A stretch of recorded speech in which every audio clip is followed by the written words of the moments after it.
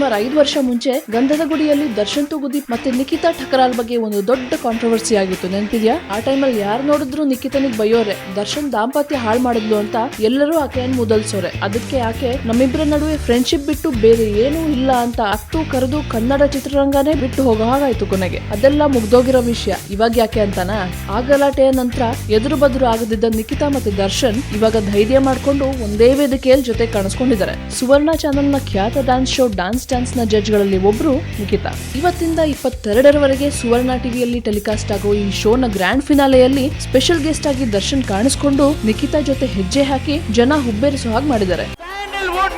Box office ನ Sultan challenging star Darshan.